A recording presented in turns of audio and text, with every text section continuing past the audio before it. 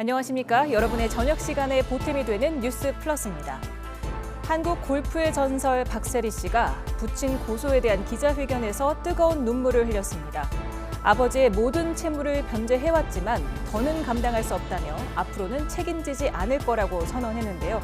잠시 뒤 이슈 플러스에서 얘기 나눠보겠습니다. 먼저 오늘의 주요 뉴스부터 정리해드립니다. 의사협회 예고대로 의대 교수부터 개원이까지 오늘 하루 휴진에 참여했습니다. 정부는 업무 개시 명령을 발령하는 동시에 의협 해산도 경고하고 나섰습니다. 골프 여제 박세리 이사장이 아버지의 사문서 위조 사건과 관련해 아버지에게 책임이 있다는 점을 분명히 했습니다.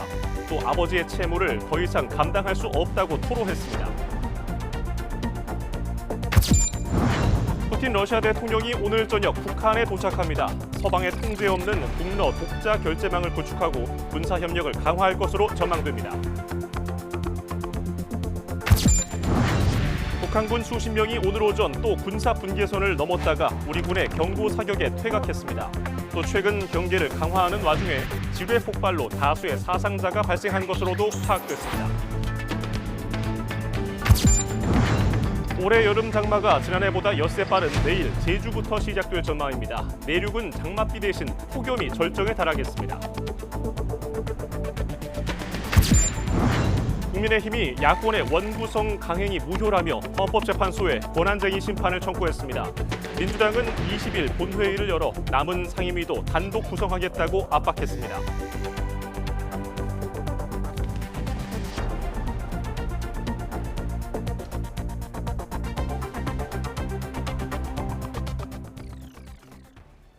뉴스플러스 첫 소식입니다.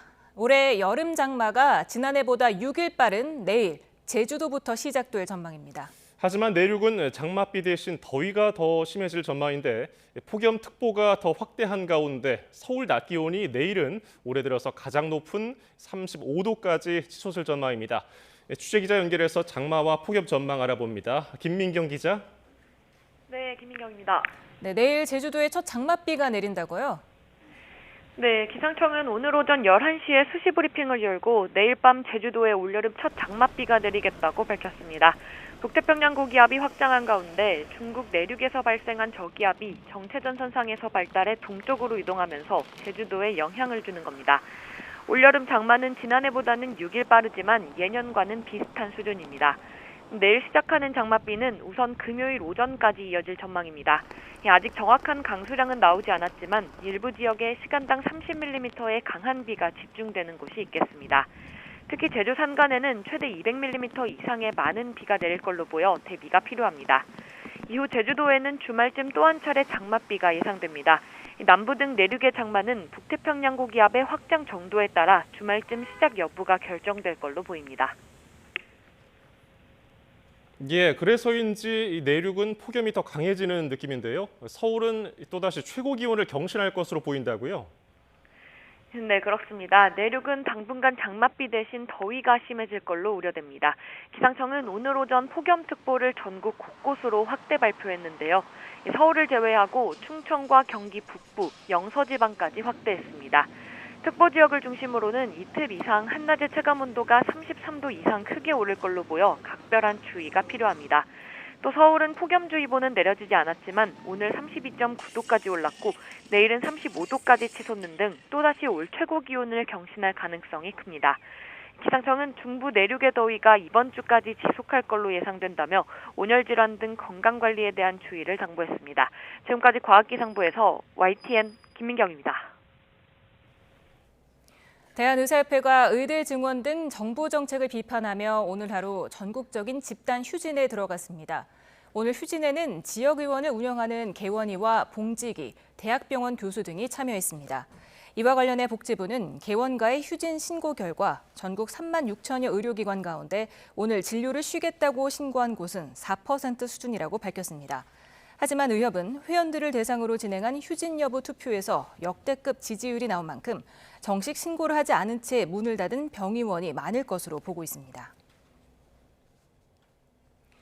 대한의사협회는 의료계 총궐기대회를 열고 정부가 전공의와 의대생을 부당하게 탄압하고 노예 취급하고 있다고 강하게 비판했습니다. 의사들의 요구를 받아들이지 않으면 오는 27일부터 무기한 휴진에 돌입하겠다고 선언했습니다. 직접 들어보시죠. 정부는 자신의 미래를 포기하고 사직한 전공의들을 범죄자 취급하는 것으로도 모자라 이제는 도망간 노예 취급을 하며 다시 강제노동을 시키겠다고 하고 있습니다. 이 땅의 모든 의사들을 노예가 아니라 생명을 살리는 전문가로 존중하고 전문가의 목소리에 귀를 기울여야 합니다. 집단 휴진에 일부 개원이도 동참하면서 아프기도 무서운 하루였습니다. 휴진 참여율이 크지는 않았지만 의정 갈등 여파가 동네 병원까지 번지면서 환자들 불안감은 더 커지는 모양새입니다. 표정우 기자입니다. 서울 관악구의 한 소아과. 동네 환자들로 붐벼야 할 시간대지만 불은 꺼져 있고 안에는 아무도 없습니다. 굳게 닫힌 문 앞에는 오늘 하루 진료를 쉰다는 안내문이 붙었고 병원 안쪽에는 의대 증원에 반대한다는 포스터도 보입니다. 휴진 소식을 모른 채 아픈 아이 손을 잡고 병원을 찾은 엄마는 당황한 기색이 역력했습니다. 파업에서 당하는 거예요? 이 파업에서 무슨 파업이에요? 그럼 파업이라고 써놔야지. 그럼 안 되는 거 아니에요? 의사협회가 주도하는 집단 휴진에 일부 개원이들까지 가세하며 서울 시내 동네 병원 여러 곳이 문을 닫았습니다. 정기 휴일이 아닌 날에 갑작스럽게 휴진하면서 병원을 찾은 환자들은 발길을 돌려야 했습니다. 열이 펄펄 끓는 손주를 데리고 또 다른 병원을 찾아 나서야 하는 할머니는 속이 까맣게 타들어갑니다.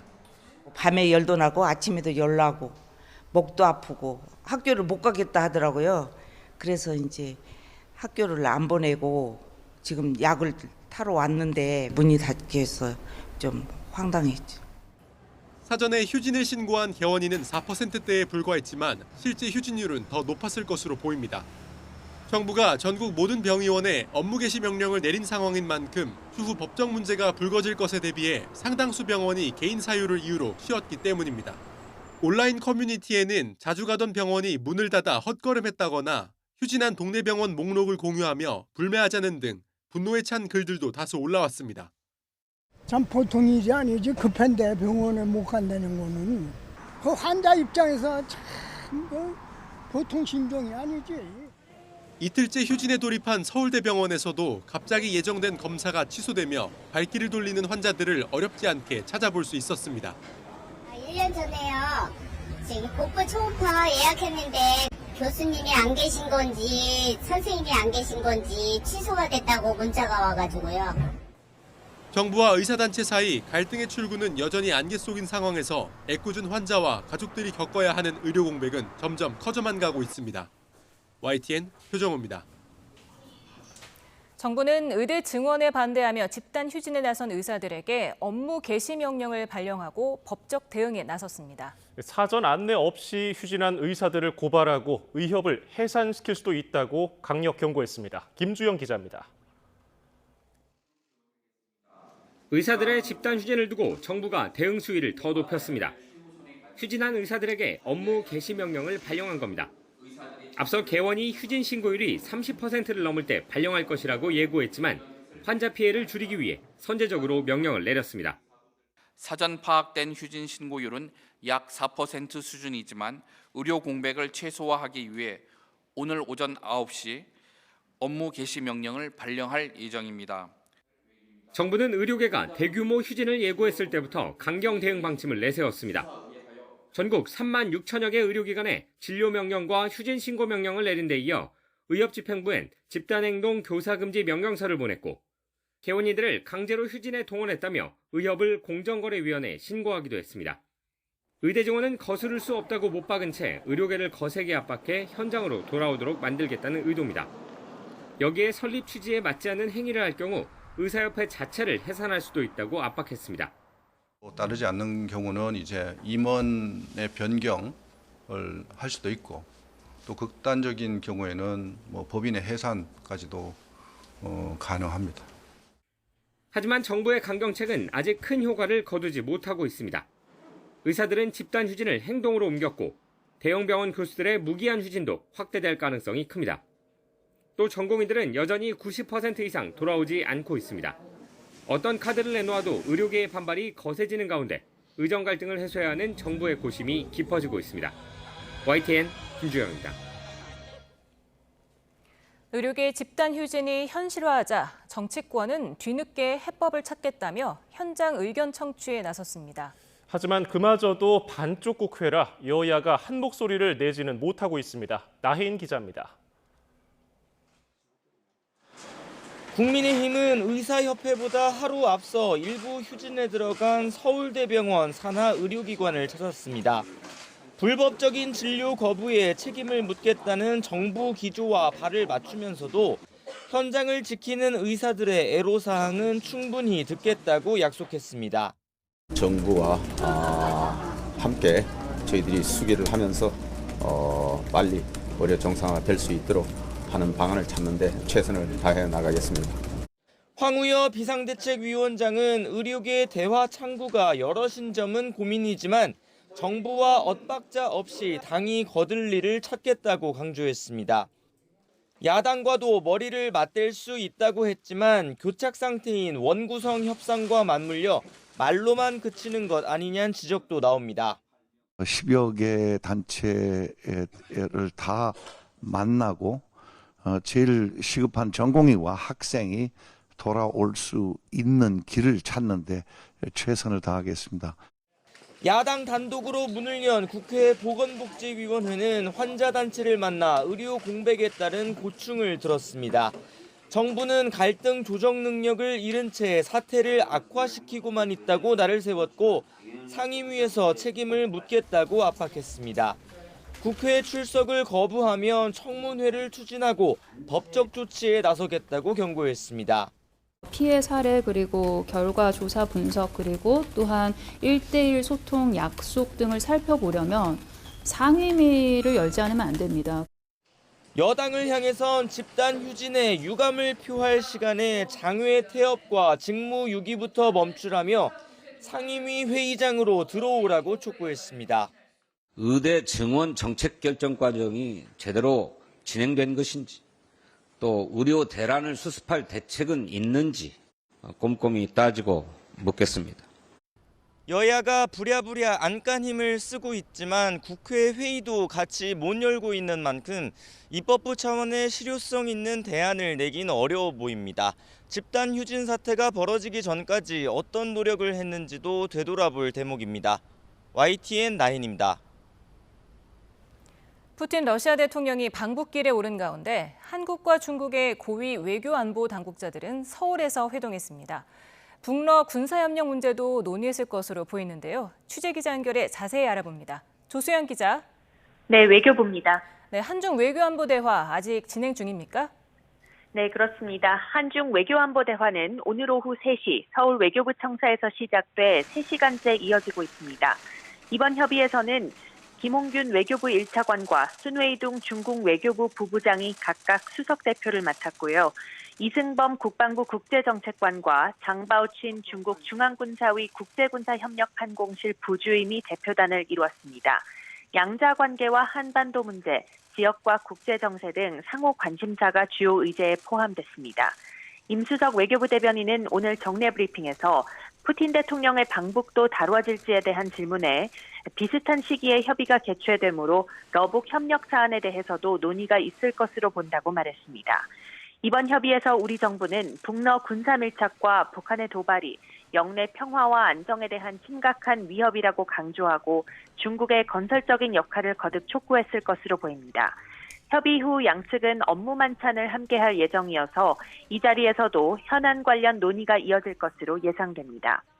앞서 오전에는 서울에서 한일중 3국 협력 국제포럼이 열렸는데요. 조태열 외교부 장관과 가미카와 요코 일본 외무상은 각각 서면 축사를 통해 엄중한 지역 정세와 글로벌 복합 위기 속에 세 나라 간 협력은 더욱 필요하고 잠재력이 크다고 강조했습니다. 왕이 중국 외교부장도 서면 축사에서 한중일 3국 협력이 글로벌 평화 번영을 촉진하는 데 핵심적인 역할을 해왔다고 평가했습니다. 지금까지 외교부에서 YTN 조수연입니다. 푸틴 러시아 대통령이 북한 방문을 앞두고 이번 방문 목적의 일부를 드러냈습니다.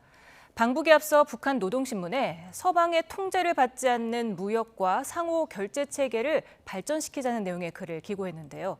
어떤 의미를 담고 있는지 김문경 기자가 보도합니다. 북한 노동신문이 공개한 푸틴 대통령의 기고문입니다. 연대를 이어가는 친선과 협조의 전통이라는 제목의 기고문에 눈에 띄는 내용이 담겼습니다. 푸틴 대통령이 서방의 통제를 받지 않는 무역과 상호 결제 체계를 발전시키고 일방적인 비합법적 제한 조치들을 공동으로 반대해 나갈 것이라고 밝힌 겁니다. 이는 북한과 러시아가 미국 중심의 국제 금융 시스템과 기축통화인 달러화에 영향을 받지 않는 무역 결제 시스템을 갖추겠다는 뜻을 밝힌 것으로 보입니다. 하지만 북한의 핵 개발과 탄도미사일 발사에 대한 대북 제재의 경우 러시아도 유엔 안보리에서 찬성했던 만큼 협력의 범위가 제한적일 것이란 분석도 있습니다.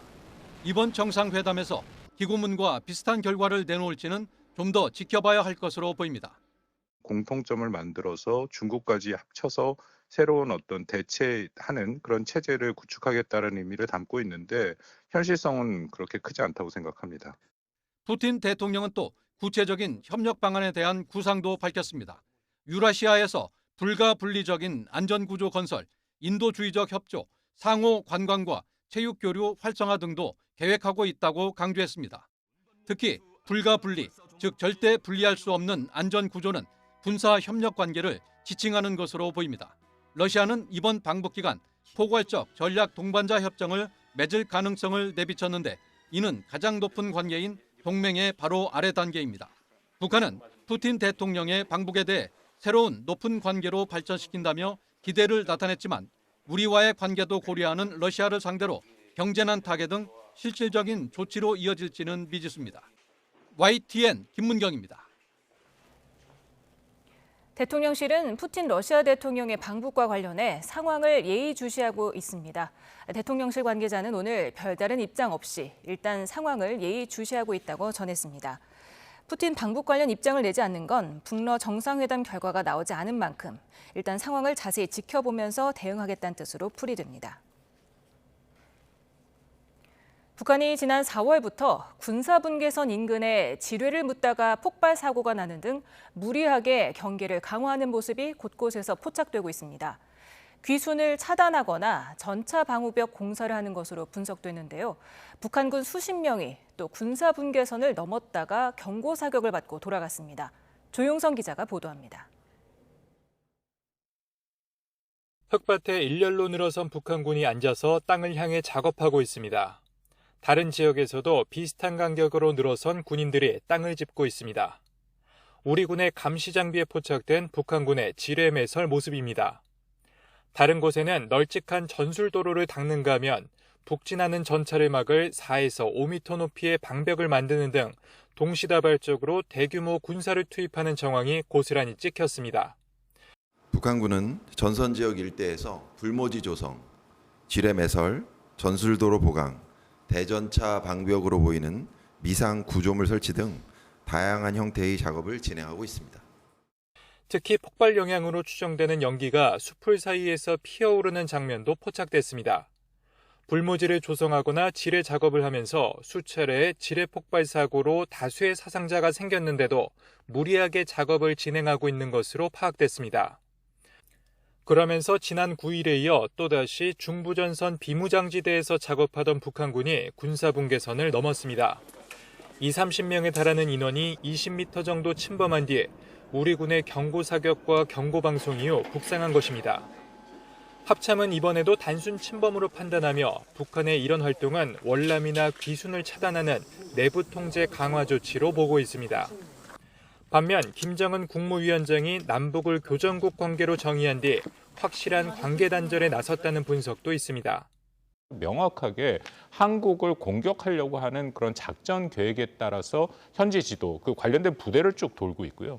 그 현재 나타나고 있는 이런 군사 분계선에서 북한군의 움직임도 보면 거기에 준하는 행동들을 하고. 우리군은 북한이 작업 지역을 확대해 나갈 것으로 전망하고 우발적인 상황에 대비해 유엔사와 공조하며 북한군 활동을 면밀하게 지켜보고 있다고 밝혔습니다. YTN 조용성입니다. 전 골프 국가대표팀 감독인 박세리 이사장이 아버지의 사문서 위조 사건과 관련해 기자회견을 자청했습니다. 이번 사건은 물론 앞으로 아버지 채무와 관련한 어떤 책임도 지지 않겠다고 강조했습니다. 이대건 기자입니다. 기자회견장에 나온 박세리 이사장은 무엇보다 아버지에게 위조 사건에 책임이 있다는 점을 분명히 했습니다. 이를 위해 현장에서 재단의 실제 도장과 위조된 도장까지 제시했습니다.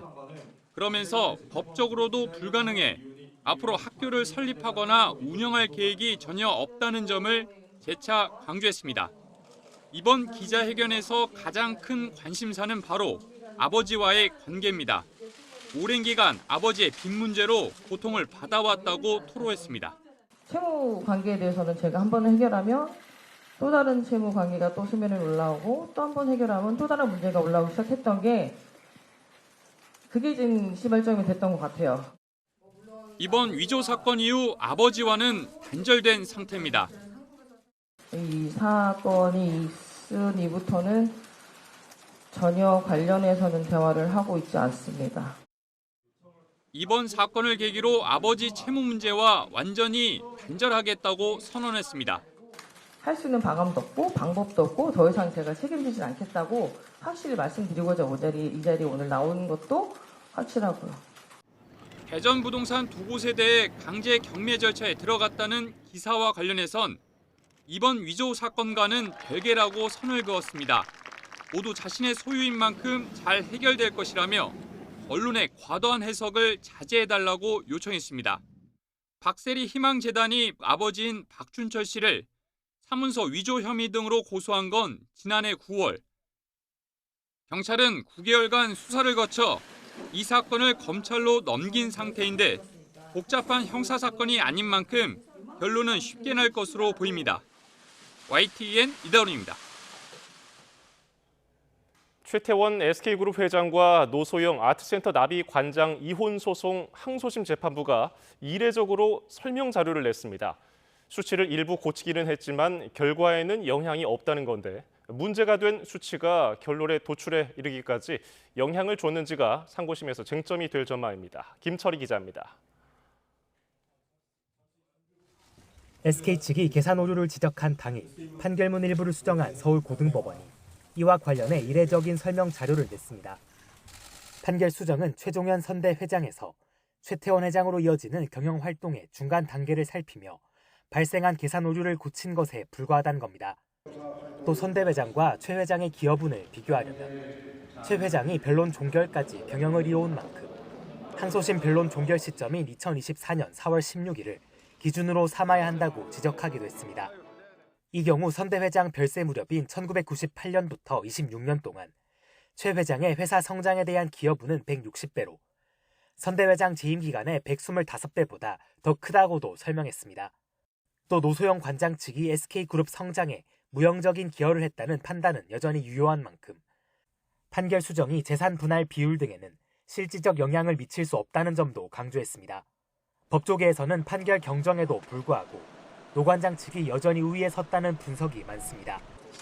대법원은 법률심인 만큼 하급심에서 중대한 오류가 없는 한 판결 내용을 크게 바꾸지 않는다는 건데 계산 실수를 반영해 재산 분할 비율만 일부 조정할 수 있다는 관측도 있습니다. 노소영 관장의 기여도를 일부 줄일 수는 있겠죠. 아예 SK 주식이 그럼 다 빠져야 되는 그 정도냐 1심처럼 그건 전 아니라고 보는 거죠. 다만 대법원이 이러한 실수가 결론에까지 영향을 준 거로 본다면 SK 주장이 수용될 여지가 없는 건 아닙니다. 실제 삼성 경영권 불법 승계 사건 파기환송심에서는 주가를 1.5배로 다시 계산해 배임액이 5배 늘고 혐의도 일반 배임에서 특경법상 배임으로 뒤바뀐 사례도 있습니다. SK 측은 연일 이 점을 부각하며 공세 수위를 높여가고 있는 가운데 노 관장 측은 일부를 침소 봉대해 사법부 판단을 방해하려는 시도라고 맞서고 있어 논란은 한동안 이어질 거로 보입니다. YTN 김철입니다.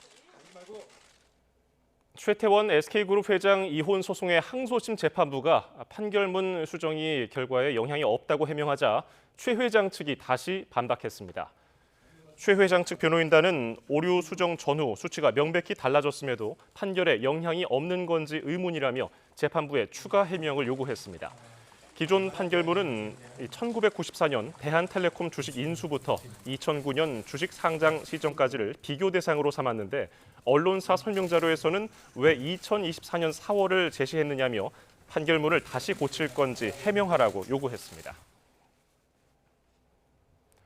검찰이 술에 취해 차를 몰다 사고를 낸 뒤에 달아난 혐의를 받는 가수 김호중 씨를 재판에 넘겼습니다. 다만 김 씨의 음주 수치를 특정하기는 어렵다면서 음주운전 혐의는 적용하지 않았습니다. 김태원 기자입니다. 가수 김호중 씨가 구속 상태로 재판에 넘겨졌습니다. 지난달 서울 신사동에서 음주 상태로 운전하다 반대 차선 택시를 들이받고 도주한 혐의입니다. 사고 이후엔 처벌을 피하려고 자신의 매니저를 허위 자수시킨 혐의도 있습니다. 이와 관련해 사고 은폐에 가담한 소속사 대표와 본부장, 매니저까지 함께 재판에 넘겨졌습니다. 특정범죄 가중처벌법상 위험운전치상과 도주치상, 도로교통법상 사고 후 미조치, 범인도피 교사까지 모두 4개 죄명이 김 씨 공소사실에 포함됐습니다. 하지만 경찰이 김 씨를 송치하면서 적용했던 음주운전 혐의는 빠졌습니다. 앞서 경찰은 시간 경과에 따라 음주 수치를 추산하는 위드마크 공식으로 당시 김 씨의 혈중 알코올 농도를 0.031%의 면허정지 수치로 특정했습니다. 반면 검찰은 김 씨가 시간 간격을 두고 여러 차례 술을 마신 만큼 역추산으로 음주 수치를 특정하는 건 사실상 불가능하다고 설명했습니다. 이어 이렇게 김 씨가 음주운전 혐의를 피해갈 수 있었던 건 운전자 바꿔치기 등 김 씨를 정점으로 조직적인 범행 은폐가 있었기 때문이라고 비판했습니다. 검찰은 이 밖에도 김 씨가 사고 이후 편의점에서 맥주를 구매하는 등 추가로 음주한 정황도 있다며 이 같은 사법방해행위를 처벌할 규정을 마련해야 한다고 강조했습니다. YTN 김태원입니다. 김건희 여사에게 명품 가방을 건넨 최재형 목사가 김 여사가 주사를 맞았다는 의혹을 제기했다는 내용으로도 경찰 조사를 받은 것으로 확인됐습니다. 최 목사는 지난 5월 한 유튜브 채널에서 김 여사가 맞아서는 안 되는 주사를 맞고 있다. 질병과 관련된 주사가 아니다라고 발언해 경찰에 고발됐습니다. 경찰은 최 목사를 상대로 명품 가방 영상을 촬영한 경위와 함께 주사 의혹 제기 발언의 근거 등을 조사한 것으로 알려졌습니다. 문재인 전 대통령 부인 김정숙 여사가 인도 타지마할로 외유성 출장을 떠났다는 의혹과 관련해 검찰이 내일 고발인을 불러 조사합니다. 서울중앙지방검찰청은 내일 오전 9시 반 국민의힘 이종배 서울시 의원을 고발인 신분으로 소환합니다. 앞서 이 시의원은 김 여사가 2018년 인도 타지마할 단독 방문 때 사실상 여행 목적으로 예비비 4억 원을 편성했다며 국고 손실과 직권 남용 등의 혐의로 고발했습니다. 국민의힘이 야권 단독으로 11명 상임위원장을 선출한 게 무효라며 헌법재판소의 판단을 구하는 소송을 냈습니다. 여당과 원구성 협상을 진행하던 민주당은 앞과 뒤가 다른 행동이라며 20일 본회의를 열어 남은 상임위도 단독 구성하겠다고 압박했습니다. 손효정 기자입니다. 국민의힘이 야당 상임위원장 단독 선출에 반발해 108명 의원 전원 명의로 헌법재판소에 권한쟁의 심판을 청구했습니다. 의사일정 합의 없이 상임위원장 선거를 강행하고 상임위도 강제로 배정해 심의 표결권 등 헌법상 권리를 침해당했다는 겁니다. 국민의힘은 이러한 반헌법적, 독재적 행위에 대해 헌법재판소의 우원식 의장 등의 권한 침해 확인과 각 행위의 무효 확인을 청구하게 되었습니다. 국회 안에서는 이재명 대표의 사법 리스크를 고리로 야당을 겨냥한 공세 수위를 끌어올렸습니다. 민주당의 일방적인 국회 일정 강행이 결국은 이 대표 방탄을 위해서란 판단입니다. 당 차원의 특위를 가동해 이 대표에 대한 신속한 재판을 촉구했고 최근 민주당의 사법부 압박을 집중적으로 비판했습니다. 민주당은 민생을 책임져야 할 국회를 이재명 한 사람을 위한 로펌으로 전락시키고 있습니다. 사법부 독립을 훼손한 정도가 이렇게 심한데 민주당은 상임위 구성을 거부하고 일종의 불법 폭력을 행사하는 건 오히려 여당이라고 맞받았습니다. 과거 윤석열 대통령이 건설 노동자를 건폭이라고 지칭했던 것을 언급하며 국민의힘이야말로 국회 폭력 세력, 국폭이라고 맹비난했습니다. 한쪽은 법을 지켜 일하고 있는데 다른 한쪽은 법을 어기면서 일도 거부하고 있습니다. 과연 누가 정상이고 누가 비정상입니까? 또 국민의힘의 권한쟁의 심판 청구를 두고도 앞과 다른 행동이라고 비판했습니다. 진정성 있게 원구성 협상에 임하겠다는 태도가 아니라며 국회의장에게 20일 본회의를 열어 남은 상임위 구성을 마무리 짓게 해달라고 거듭 촉구했습니다. 앞에서 하는 행동과 뒤에서 하는 행동이 너무 다른 이런 걸로 봤을 때 원구성 협상에 진지하게 나서서 국회를 정상화하고자 하는 그런 진정성 있는 자세는 아니지 않는가. 여야 원내 수석 부대표가 원구성 문제를 논의하기 위해 다시 만났지만 이번에도 진전은 없었습니다. 계속 대화를 이어가겠다는 기조지만 여야의 입장이 평행선을 달리면서 갈등의 골도 더욱 깊어지고 있습니다. YTN 손효정입니다. 지난해 두 쌍 중 한 쌍은 맞벌이 부부인 것으로 나타나면서 맞벌이 가구 비중이 역대 최고를 기록했습니다. 특히 30대 맞벌이 비중이 처음으로 40대와 50대를 넘어서며 모든 연령대에서 가장 높았습니다. 보도에 오인석 기자입니다. 통계청은 지난해 배우자가 있는 유배우 가구 중 맞벌이 가구 수는 611만 5천 가구로 48.2%를 차지했다고 밝혔습니다. 처음으로 600만 가구를 넘어서며 관련 통계가 있는 2015년 이후 사상 최고치를 기록했습니다. 두 쌍 중 한 쌍꼴이 맞벌이 가구로 한 해 전보다 26만 8천 가구가 증가했습니다. 동거 맞벌이 가구는 17만 8천 가구, 비동거 맞벌이도 9만 1천 가구가 늘었는데 주말 부부 등으로 같이 살지 않으면서 수입 활동을 하는 부부가 크게 증가했습니다. 지난해 모든 연령대의 맞벌이 가구 비중이 상승한 가운데 특히 30대 맞벌이는 59%로 모든 연령대에서 가장 높았습니다. 통상 맞벌이 가구 비중이 가장 높은 연령대인 40, 50대를 처음으로 30대가 추월한 겁니다. 특히 30대 여성들의 취업자 증가가 굉장히 컸었고 이런 30대 여성들의 취업자가 증가하는 것들이 30대 맞벌이 가구가 증가하는 데도 영향을 미친 것으로 보여집니다. 막내 자녀가 6세 이하인 경우 맞벌이 비중이 51.5%로 처음으로 50%를 넘어서 자녀가 어린 경우에도 맞벌이 부부가 늘었습니다. 지난해 하반기 1인 가구 중 취업한 비중은 63%로 역대 최대를 기록했습니다. 1인 취업 가구는 30대가 109만 가구로 가장 많았고 60세 이상 가구가 그 뒤를 이었습니다. 60세 이상 취업 가구는 통계 작성 이후 처음으로 100만 가구를 웃돌았습니다. 1인 임금 근로자 가구 중 월급이 100만 원 미만인 가구 비중은 11.1%로 1년 전보다 0.4%포인트 늘었습니다. 임금 근로자인 1인 가구 10가구 중 한 가구꼴로 한 달에 100만 원도 벌지 못했다는 의미입니다. YTN 오인석입니다. 한국은행이 발간한 우리나라 물가 수준 특징과 시사점 보고서에 따르면 우리 의류와 신발, 식료품과 월세 등 의식주 물가가 OECD 평균보다 55% 높은 것으로 나타났습니다. 사과와 돼지고기, 감자와 티셔츠, 남자 정장과 골프장 이용료 등 물가는 OECD 평균의 2배를 넘었고 오렌지와 소고기, 원피스 물가도 거의 2배 수준이었습니다. 반면에 공공요금은 OECD 평균보다 27% 쌌고 특히 전기료와 수도료, 외래 진료비와 인터넷 사용료는 거의 평균의 절반 수준이었습니다. 대규모 정보 유출 문제로 일본 정부로부터 네이버와의 자본관계를 재검토하라는 행정지도를 받은 라인 야후가 네이버와의 관계 단절에 속도를 냅니다. 이대자와 다케시 라인 야후 최고 경영자는 오늘 도쿄에서 열린 주주총회에서 라인 야후는 올해 안에 종업원용 시스템과 인증 기반을 네이버 클라우드에서 분리하겠다고 밝혔습니다. 또 자회사는 2026년까지 네이버와 시스템 분리 완료를 예정했지만 더 앞당길 수 있도록 계획을 세우겠다고 덧붙였습니다. 중국이 요소 수출에 다시 제동을 건 사실이 뒤늦게 알려졌습니다.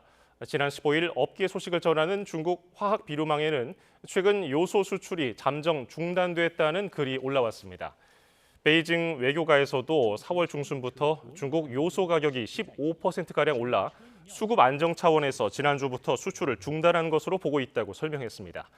지난해 우리 산업용 요소 수입 물량에서 중국이 차지하는 비중은 88.1%였지만 베트남과 카타르 등 수입처 다변화에 따라서 올해 1월에서 5월에는 13%까지 낮아진 상태입니다.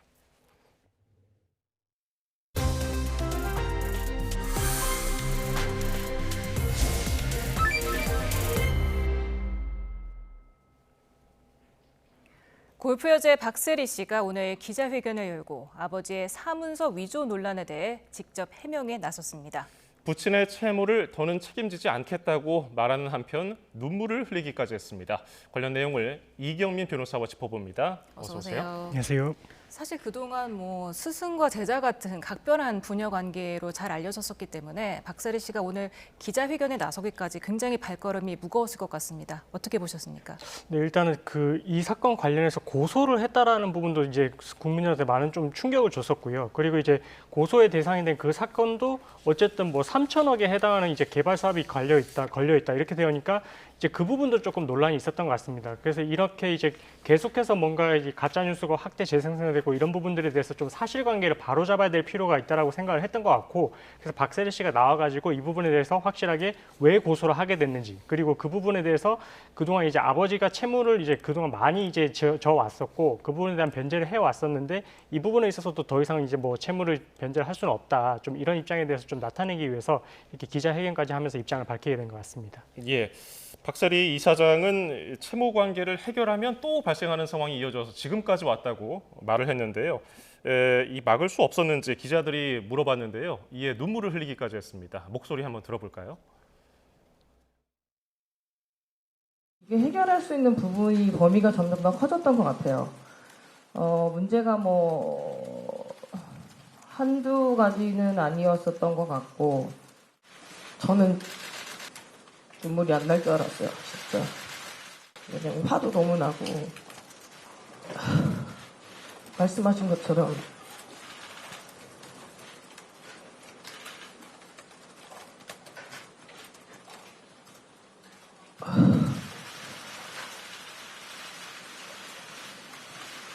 정말 가족이 저한테 가장 컸으니까 많았죠. 계속 막았고 계속 반대를 했고. 예, 박세리 이사장, 이 사건 이후에는 아버지와 어떤 소통도 하고 있지 않다고 얘기를 했는데 이 부친의 채무를 더는 책임지지 않겠다는 의지의 표현으로 봐야 될까요? 네, 일단은 지금 채무 하나를 해결하면 계속해서 꼬리에 꼬리를 물고 채무가 있었다라고 그렇게 이제 이야기를 하고 있거든요. 예. 그런 걸 보면 계속해서 이런 부분들이 반복이 될 수 있기 때문에 이 부분에 대해서 이제 고리를 끊어내야 되겠다 이렇게 이제 결단을 내린 것 같고요. 그리고 실제 제가 이제 여러 사건들을 해봐도 가족 관계에서 이렇게 고소가 진행되는 사건 같은 경우에는 사실 이제 관계가 단절되는 경우가 많이 있습니다. 이 예. 사건 같은 경우에도 좀 안타까운 게 박세리 씨한테 그 가족이 가지는 의미가 아주 컸었다라고 이제 예전부터 그렇게 알려져 왔었거든요. 예. 근데 그럼에도 불구하고 아버지를 이렇게 고소를 하면서까지 이렇게 했던 이유는 지금 이 고리를 끊어내지 않으면 계속해서 이제 뭔가 또 다른 채무가 또 발생을 할 수 있다. 그래서 그런 부분들에 대해서 고리를 확실하게 끊고 완전하게 이제 깨끗하게 청산을 하려는 그런 의지가 좀 보이는 대목인 것 같습니다. 지금 박세리 씨가 처음에는 굉장히 담담하게 말을 잘 이어나가다가 어느 순간 또 이렇게 뜨거운 눈물을 흘리게 됐거든요. 1998년에 또 US 여자 오픈이 우승이 확정되자마자 또 아버지, 어머니를 껴안으면서 눈물을 흘렸던 것이 갑자기 생각이 나게 되는 그런 상황이었습니다. 그래서 이제 과거 발언이 다시 한번 조명이 되고 있죠. 맞습니다. 지금 어쨌든 우리 국민들이 힘들었을 때, 가장 힘들었을 때 사실은 이제 박세리 선수가 우리한테 이제 뭔가 꿈과 희망을 줬던 그런 이제 대회였거든요. 그런 대회에서 우승을 하고 나서 이제 가장 어쨌든 본인의 이런 우승의 원동력으로 꼽았던 게 가족이었고, 특히나 이제 아버지를 그 중에서도 또 이제 어떤 의미였는지 이런 부분들에 있어서 큰 의미로 다가왔다라고 진술을 했었기 때문에 그래서 이제 박세리 씨가 이렇게 이제 고소를 했던 부분이 조금 더 이제 충격으로 다가온 것 같거든요. 어쨌든 오늘의 눈물을 흘리는 그런 모습을 보면서 아, 박세리 씨가 이제 그동안 우리한테 줬던 그런 이제 뭔가 좋았던 긍정적인 의미를 이렇게 이제 조금 본인은 뒤에서는 이런 아픔도 있었었구나 이런 부분들을 좀 알게 된 것 같아서 조금 많이 안타까웠던 것 같습니다. 예. 박세리 이사장 기자회견장에서 이 재단의 진짜 도장 그리고 위조된 도장을 보여주기도 했는데 이게 재단의 피해가 가게 되는 걸까요? 일단은 뭐 새만금 개발청 사업이 지금 완전히 뭐 진행이 된 건 아니고 우선 협상자 대상 선정 단계에서 이렇게 이제 이야기가 이게 나왔던 부분이기 때문에 일단 재단에서는 뭔가 피해가 발생하지는 않은 것으로 지금 뭐 추측이 되긴 합니다. 그리고 추가 피해를 막기 위해서도 이렇게 사문서 위조로 고소를 해서 지금 이제 재단에는 피해가 없도록 하는 것 같고요. 그리고 지금 이 건만 있었던 게 아니라 어쨌든 혹시나 추가로 있을지 모를 아니면 이전에 있었을지 모를 그런 이제 뭐 아버지께서 이제 이런 박세리 희망재단에 뭔가 다른 내용으로 이런 뭐 사업을 진행을 했던 게 있었다면 이런 부분에 대해서 지금 뭐 인장을 지금 대조를 해주면서 이렇게 보여줬기 때문에 그런 부분에 있어서 혹시나 이제 추가 피해가 발생을 할 수도 있지 않나 그런 부분에 대한 위험성을 애초에 좀 배제를 하고자 이렇게 조금 이제 대조까지 하면서 좀 적극적으로 기자회견에 나섰던 것 같습니다. 네, 그런가 하면 박세리 씨의 주택과 대지가 강제 경매에 넘어갔다는 얘기도 있었는데요. 관련해서 답변도 나왔습니다. 발언 듣고 돌아오겠습니다. 법적으로 올바르게 다 최면 변제를 하고 제 명의로 다 집을 인수했기 때문에 전혀 법적으로 문제가 되지는 않는데 언론에서는 모든 게 더 확정된 것처럼 수면 위로 올라와서 모든 게 경매에 넘어갔다 등등. 네, 이 경매 논란이 불거지게 된 배경이 혹시 이 사문서 위조 때문이 아니냐 이런 얘기도 있었는데 어땠습니까? 일단은 그 경매를 한다라는 말은 부동산에 대한 강제 집행을 하겠다라는 말이거든요. 그 말인즉슨 이미 뭐 채무가 있다라는 게 어느 정도 이제 판결로서 확정이 됐을 때 그 다음에 이행을 하지 않을 때 채무자의 집을 상대로 이렇게 강제 경매를 넘어가게 되는데 이 사건 사문서 위조 관련해서는 지금 어쨌든 뭐 아직 뭐 완전히 진행되지도 않은 그런 단계였기 때문에 이 사건과 관련해서 진행됐던 건 아닌 것 같고요. 그렇게 이제 강제 경매로 넘어갔었다라는 말은 결국은 이제 박세리 선수 부친이 이전에도 이런 채무 관계가 좀 복잡하게 있었었다. 그래서 그 채무를 좀 변제를 하라는 뭐 판결문도 있었었고, 그래서 이제 그 부분이 이행되지 않기 때문에 강제 경매로 넘어가고 이렇게 강제 집행을 하려고 했었던 부분인데, 근데 뭐 박세리 선수의 해명을 들어보면 어쨌든 그런 부분들에 대해서 뭐 변제도 하고 절차적으로는 뭐 문제가 없도록 다 이행을 했다라고 하니 어쨌든 그 부분에 대해서는 뭐 더 이상 뭐 경매에 대한 이야기는 나오지는 않을 것 같습니다. 예. 이런가 하면은 이 관련해서 지금 박세리 이사장의 부친은 사문서 위조 혐의로 검찰에 송치됐는데 사문서 위조의 경우는 처벌 수위가 어느 정도 됩니까? 일단은 그 지금 문서를 행사할 목적으로 위조를 했는데 그게 어느 곳에 쓰이는지에 따라서 다르거든요. 예. 그래서 만약에 뭐 예를 들어서 이제 뭐 부동산에 대해서 뭔가 이제 소유권을 이전받기 위해서 허위로 이렇게 문서를 위조를 한 경우에는 어느 정도 이제 그 파급력이 이제 크기 때문에 그런 경우는 집행유예 형이 많이 나오게 되고요. 이 사건 같은 경우에도 어쨌든 새만금 개발 사업이 지금 진행이 됐다라고 했을 때 3천억 원에 해당하는 규모였다고 했기 때문에 어느 정도 진행이 됐었다면 그 정도에 대한 파급력이 아주 컸었던 그런 사건이거든요. 그래서 예. 그런 걸 고려를 하게 되면 처벌 수위가 결코 낮지는 않을 것 같고, 그렇다고 하더라도 또 이제 뭐 박세리 씨 입장에서는 또 부친이기 때문에 뭐 계속해서 처벌을 원한다 이렇게까지 또 가지는 않을 것 같아서 이후에 뭐 처벌 불원서가 들어가고 했을 때는 그런 부분이 좀 참작이 돼서 집행유예 수준으로 그치지 않을까 이렇게 생각하고 있습니다. 네, 그동안 계속해서 끊임없이 변제를 채무를 해왔다 이렇게 박세리 씨가 얘기하면서 더는 자신이 감당할 수위가 안 돼서 못하게 된다고 선언을 하듯이 했습니다. 얼마나 채무를 지었던 걸까요? 그리고 왜 졌는지 혹시 알려진 게 있습니까? 아버지가? 근데 예전에 뭐 알려진 바로는 뭐 도박과 관련된 그런 빚이었다 이런 말도 있고요. 뭐 어쨌든 이제 계속해서 뭔가 사업을 조금 시도를 해오려고 했었던 그런 부분이 있었던 것 같습니다. 그 과정에서 뭐 계속해서 채무를 변제를 해줬다고 하는데, 근데 그 변제 정도가 어쨌든 본인이 감당할 수 있는 정도의 수준을 이제는 넘어선다라고 이제 이야기를 하고 있어가지고 그게 뭐 우리가 지금 여기서 추정을 하기는 좀 어렵겠지만 어쨌든 뭐 몇 억대 뭐 단순히 몇 억대로 그치는 건 아닌 것 같고 그 정도 수준이 훨씬 상회하기 때문에 이제는 뭐 그 채무에 대해서는 감당할 여력이 되지 않는다 이렇게 이제 결정을 한 것 같습니다. 예, 자 주제를 바꿔볼까요? 최태원 SK그룹 회장 항소심 선고가 나온 지 18일 만인 어제 직접 기자회견에 깜짝 등장해서 고개를 숙였습니다. 본인 말로는 직접 사과드리는 게 맞다고 생각해서 나왔다 이렇게 얘기를 했는데 어떻게 평가하셨습니까? 근데 그 사과의 대상이 국민이 아니라 사실은 이제 이 사건의 당사자에 대해서 사과를 해야 되는 게 아닌가 좀 그렇게 좀 생각이 되고요. 어쨌든 이렇게 이제 이례적으로 출석을 해서 이렇게 입장을 밝힌 것을 보면 이 사건 판결이 이제 SK에 가지는 또 의미가 파급력이 크다라고 생각되는 부분이 있기 때문에 그런 부분을 조금 뭐 여론에 있어서도 조금 정정을 하고자 하는 그런 의지도 있었던 것 같고요. 예. 그리고 이렇게까지 적극적으로 나섰던 것을 보면 이 항소심 판결에 대해서도 어쨌든 불복을 통해서 대법원에서 뭔가 이제 본인이 원하는 방향으로 조금 끌어가 보겠다. 이렇게 조금 강한 의지를 내비쳤던 대목이다라고 그렇게 조금 해석을 할 수가 있을 것 같습니다.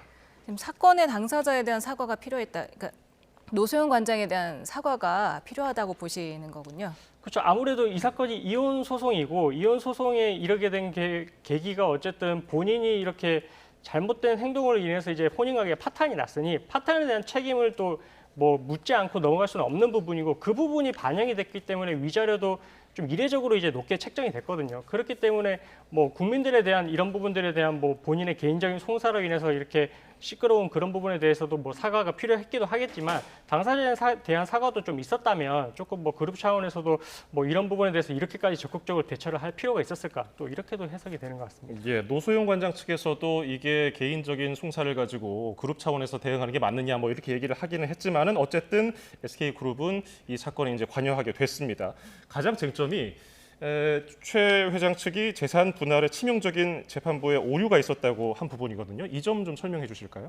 네, 이 SK 주식이 지금 어쨌든 이 들어오게 되면서 덩어리가 되게 커지게 됐습니다. 재산 분할 대상에 SK 주식이 들어오게 됐는데 근데 항소심에서는 어쨌든 그것을 판단을 할 때 어쨌든 그 최종현 전 선대 회장이 이제 그 사망에 이르렀던 그 시점에 주식의 가치를 산정을 해봤을 때는 원래 항소심에서는 100원이라고 봤었습니다. 100원이라고 봤고 그 이후에 어쨌든 SK CNC 주식이 이렇게 상장이 되면서 가치가 또 뛰게 됐는데 그게 35,000원 정도라고 이제 해석을 하게 되면 그러면은 지금 선대 회장이 사망할 당시에 어쨌든 12.5배의 기여가 이제 있었다라고 볼 수가 있고요. 성장했다고 볼 수가 있고요.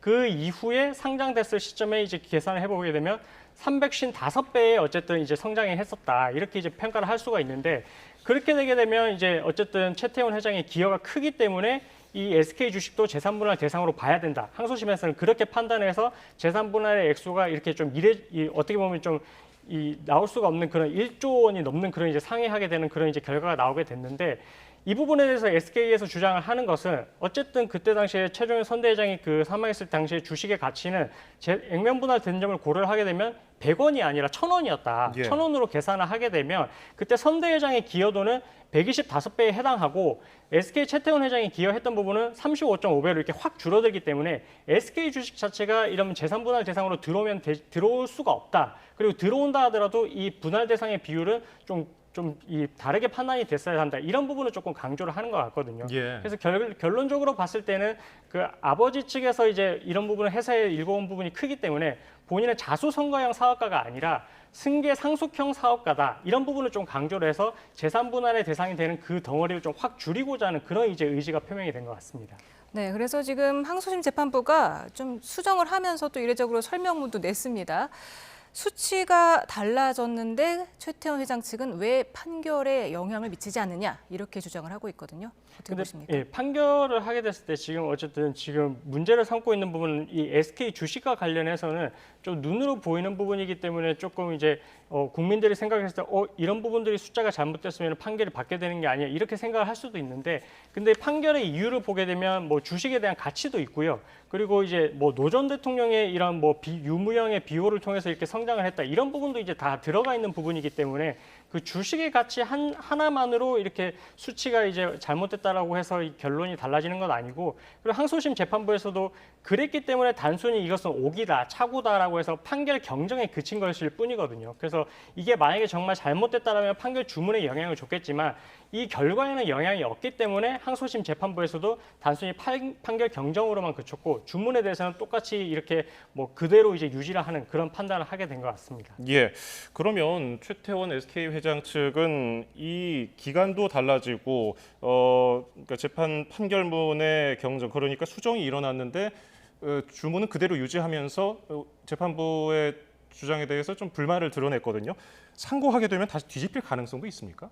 근데 항소심까지는 사실관계에 대한 판단을 하게 되고요. 그 상고심에서는 항소심까지의 그 판결이 뭔가 법리적으로 잘못됐는지 부분을 이제 따지게 되는데 지금 어쨌든 이 항소심 때까지는 어쨌든 뭔가 이제 기존에 주장할 수 있었던 부분에 대해서는 이제 각 원피고 측에서 다 주장을 했던 부분이고 대법원에 가서는 이게 법리적으로만 잘못된 부분을 따지게 되는데 뭔가 이 기여도와 관련해서는 지금 어쨌든 기존에 나와 있던 이 주장 자체만을 가지고 판단을 해야 되는 부분이거든요. 그래서 항소심에서 이렇게 판결 경정까지 하면서까지 했던 걸 보면 상고심에서 이런 부분에 대해서도 문제를 삼을 것을 애초에 조금 이제 방지를 하고자 이렇게까지 적극적으로 뭐 보도 자료도 배포를 하고 하는 걸로 보여서 상고심으로 가게 된다 하더라도 지금의 사실관계를 뭐 뒤집는 결과가 나오기는 좀 어려울 것 같고 그 비율에 있어서도 조금 뭐 지금보다는 좀 다르게 그렇게 판단을 할 가능성은 그렇게 높아 보이지는 않습니다. 만에 하나 근데 최태원 회장 측의 주장이 인용이 된다면 어느 정도로 줄어들게 되는 겁니까? 재산분할이? 그렇게 되면 정말로 이 SK의 주식을 재산분할 대상으로 봐야 되는지부터가 이제 문제가 되기 때문에 그렇게 된다면은 이 재산분할 대상 자체가 확 줄어들게 되고 그러면 정말로 이제 지금 이렇게까지 이제 높게 지금 재산분할 해줘야 된다는 결과와는 완전히 상반된 결과가 될 수가 있거든요. 그래서 이 정도로 이제 높은 금액까지는 나오지는 않을 것 같고 1심하고 조금 비슷한 내용으로 결과로 갈 가능성도 뭐 배제를 할 수는 없는데 근데 항소심에서 아까도 말씀드렸다시피 항소심에서 판결이 뭐 상고심에서 뒤집어지기는 사실 현실적으로 좀 어려운 것 같아서 일단은 뭐 그 부분에 대해서는 상고심 결과를 지켜봐야 될 것 같습니다. 예, 화제의 사건들 도움 말씀에 이경민 변호사였습니다. 고맙습니다. 감사합니다. 기온이 크게 오르고 있습니다. 이제는 햇볕이 잘 드는 곳뿐만 아니라 그늘진 곳에서도 조금 덥게 느껴지기도 한데요. 밤사이에는 기온이 낮아지면서 더위가 조금 식겠지만 내일 낮에는 다시 서울 기온이 35도까지 오르는 등 오늘보다 더 더워지겠고 폭염이 절정에 이르면서 올여름 최고 기온을 기록하는 곳도 있겠습니다. 또 맑은 하늘이 함께하는 가운데 자외선이 강해지겠고 오존 농도도 짙게 나타나겠습니다. 내일 밤에는 제주도에 올여름 첫 장맛비가 내립니다. 이 비는 금요일까지 이어지겠고 모레는 남부지방에도 비가 내릴 것으로 보이는데요. 제주도에는 시간당 30mm 이상의 매우 강한 비가 집중되면서 150mm 안팎의 많은 비가 쏟아지겠습니다. 피해가 우려되는 만큼 대비 철저히 해주시기 바랍니다. 날씨 정보였습니다.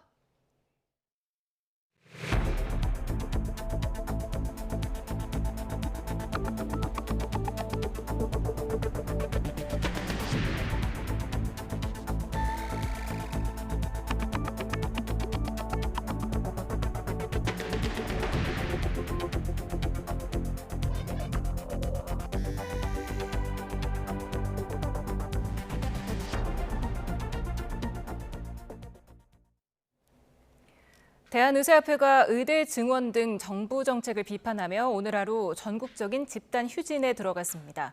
오늘 휴진에는 지역의원을 운영하는 개원이와 봉지기, 대학병원 교수 등이 참여했습니다. 이와 관련해 복지부는 개원과의 휴진 신고 결과 전국 3만 6천여 의료기관 가운데 오늘 진료를 쉬겠다고 신고한 곳은 4% 수준이라고 밝혔습니다. 하지만 의협은 회원들을 대상으로 진행한 휴진 여부 투표에서 역대급 지지율이 나온 만큼 정식 신고를 하지 않은 채 문을 닫은 병의원이 많을 것으로 보고 있습니다. 대한의사협회가 정부에 제시한 요구안이 받아들여지지 않으면 오는 27일부터 무기한 휴진에 들어갈 거라고 예고했습니다. 임현택 대한의사협회장은 서울 여의도에서 열린 의료농단 저지 전국의사 총궐기 대회에서 의대 증원과 의료농단 패키지 강요, 그리고 전공의와 의대생에 대한 탄압을 중단하라고 정부에 다시 한번 요구했습니다. 또 국민의 건강을 나락으로 떨어뜨리려는 자들을 심판해야 한다면서 집단 휴진의 책임이 정부에 있음을 부각했습니다. 비수도권 병원에서도 일부 교수들이 집단 행동에 동참했습니다. 큰 혼란은 없었지만 환자와 가족들은 사태가 더 길어질까 불안한 마음을 감추지 못했습니다. 김구루 기자입니다. 평소라면 한창 붐빌 시각인데 진료실 복도가 텅 비었습니다. 500병상 규모의 한림대 춘천성심병원입니다. 의료계 집단 휴진에 따라 강원 지역 대학병원 중 유일하게 휴진 계획을 밝힌 곳입니다. 다만 진료 일정을 미리 조정했고 70%로 예상됐던 휴진 교수 비율도 실제로는 30% 정도라 큰 혼란은 없었습니다. 경북대와 부산대 등 전국 다른 대학병원도 비슷한 상황. 혹시나 진료가 미뤄질까 가슴 졸이며 병원을 찾은 환자와 가족들은 안도의 한숨을 내쉬었습니다. 예, 뉴스를 보고 걱정을 했어요. 그럼 연기되면 어떻게 하나 하고 걱정을 했는데 막상 와보니까요. 별 그거 없어요. 예. 차이가 없네요. 하지만 당장 생명이 달린 환자들은 불안한 마음을 감추지 못합니다. 교수 휴진율이 30%에 이르는 전남대 등 휴진 참여 비율이 높은 대학병원도 있는 데다 의정 갈등 여파가 개원의 등 동네 병원까지 번지다 보니 어떤 식으로든 피해를 볼까 걱정합니다. 암 환자다 보니까 좀 많이 불안하죠. 오늘 또 뉴스를 보니까 일반 병원에도 그런 게 더 신경이 너무 많이 쓰이는 거지. 아니 정부에서 좀 서로 이렇게 탑을 해서 또 서로 또 병원도 잡고 양보고 저기 잡고 좀 해갖고 서로 또 국민을 위해서 서로 그렇게 탑적으로 하면 좋을 건데. 여전히 평행선을 달리는 의정 갈등이 넉 달째에 접어들면서 살얼음판 위에 선 환자들의 불안감은 계속 커지고 있습니다. YTN 김근우입니다. 윤석열 대통령이 의료계 집단 휴진은 불법이라며 엄정 대처 의지를 강조했습니다. 의료계 의대 증원 재논의와 전공의 행정처분 전면 취소 요구에는 실현 불가능한 주장이라고 뚜렷이 선을 그었습니다. 권남기 기자입니다. 윤석열 대통령은 의료계 집단 휴진을 환자의 생명과 건강을 위협하는 불법 행위로 규정했습니다. 대다수 의사는 환자 곁을 지키고 있다며 국민 생명을 지키는 국가의 책무에 따라 엄정하게 대처할 수밖에 없다고 강조했습니다. 의사협회의 불법적인 진료 거부가 진행되고 있습니다. 매우 안타깝고 유감스럽게 생각합니다. 정부를 향한 의사협회 등 일부 의료계의 요구엔 국민이 동의하지 않고 실현도 불가능한 주장이라고 언급하며 거부 방침을 재확인했습니다. 계속 고집하면 모두가 피해자가 될 수밖에 없다는 경고와 함께 극단적인 방식을 버리고 협의체인 의료개혁 특위에 참여해달라는 호소가 이어졌습니다. 앞서 의사협회는 집단 휴진 보류 조건으로 의대 증원 재논의나 전공의 행정명령 전면 취소 등을 내걸었습니다. 2025학년도 대입 전형 시행 계획과 모집 요강이 발표되면서 의대 증원 절차가 최종 마무리되었습니다. 대통령실 고위 관계자는 합리적인 근거를 바탕으로 의료계에 통일된 의견을 제시하면 논의할 여지도 있지만 마치 흥정하듯이 증원 규모를 부르겠다는 요구는 받아들일 수 없다고 선을 그었습니다. 전공의 행정명령 전면 취소 요구에 대해서도 처분 유예에 이어 사직의 기회를 주는 등 정부가 할 수 있는 최대한을 이미 했다는 입장입니다. 윤 대통령은 전공의와 의대생에 대해선 수련과 학업을 제대로 이어갈 필요한 모든 조치를 다할 것이라고 약속했습니다. 윤 대통령은 엄정 대처를 강조하면서도 협의체 대화나 병원 복귀를 호소했습니다. 다만 의료계 요구에 대한 입장차도 뚜렷이 드러난 만큼 의정 갈등의 해법은 당분간 찾기 어려울 것으로 보입니다. YTN 권남기입니다. 대한의사협회 주도로 오늘 집단 휴진이 전개된 가운데 정부가 개원이 업무 개시 명령을 내리면서 의사협회 해산 가능성을 경고했습니다. 전병왕 보건복지부 보건의료정책실장은 오늘 중대본 회의를 마친 뒤에 법정단체인 의사협회가 설립 목적과 취지에 위반되는 집단 진료 거부를 벌이고 있다며 이같이 밝혔습니다. 또 의료 공백을 최소화하기 위해 개원의를 상대로 업무 개시 명령을 발령하고 환자 진료 취소에 따른 피해가 발생할 경우 고발하겠다고 설명했습니다.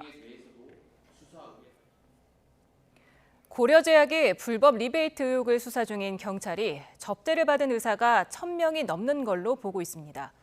경찰은 이 같은 내용이 담긴 명단과 정부의 수사 의뢰 사건을 토대로 수사를 확대하고 있는데요. 의료계는 반발하고 있습니다. 윤웅성 기자의 보도입니다. 자사약을 처방해주는 대가로 의사들에게 불법 리베이트를 제공한 의혹을 받는 고려제약. 지난 4월 고려제약 본사를 압수수색하는 등 수사에 나선 경찰은 이들에게 리베이트를 받은 의사 명단을 확보한 것으로 전해졌습니다. 엑셀 파일로 된 명단에는 1,000명이 넘는 의사와 접대 금액, 종류 등이 담긴 것으로 알려졌습니다. 경찰은 이들이 적게는 수백만 원에서 많게는 수천만 원의 현금이나 물품 등을 받은 것으로 보고 있습니다. 경찰은 어떠한 경위로 금품을 받았는지를 확인한 뒤 입건 여부를 정할 계획입니다. 이에 대해 대한의사협회는 정부의 의대 증원 확대를 반대하는 의사들을 협박하는 것이라며 반발하고 있습니다. 의사 1,000명이 돈을 받았을 수도 있고 입건이 될 수도 있고 아닐 수 있다. 이거 뭡니까 진짜. 네? 영업사원 만나기만 했어도 이름을 다 올려놓고 지금 이런 식으로 협박을 하는데 문제가 있으면 제대로 하십시오. 이와 별도로 보건복지부는 지난달 말 경찰에 20건 이상의 의료계 불법 리베이트 의혹에 대해 수사를 의뢰한 것으로 파악됐습니다. 경찰청은 전국 지방청에 각 사건을 배당하고 본격적인 수사에 돌입했습니다. 이미 고려제약 리베이트 사건을 수사하는 서울경찰청이 한 곳의 문제가 아닌 업계 관행으로 본다고 밝힌 만큼 의료계 불법 리베이트 수사가 전방위로 확대될 수 있다는 관측이 나옵니다. YTN 윤웅성입니다. 재택근무를 하면서 성착취물과 불법 저작물 공유 사이트 7개를 운영한 10년 경력의 IT 개발자가 경찰에 붙잡혔습니다. 자동화 프로그램까지 만들어 사이트를 관리하면서 손쉽게 이중 생활을 이어갔던 것으로 조사됐습니다. 정현우 기자의 보도입니다. 일반 가정집에 들이닥친 경찰. 집주인은 당황한 듯 발뺌부터 해보지만 이펙트입니다. 노트북에선 불법 사이트를 운영하면서 짰던 복잡한 코드가 발견됐고 그대로 체포됐습니다. 저작권법 위반 그리고 성폭력 범죄 처벌 등에 관한 특례법 위반으로 긴급 체포합니다.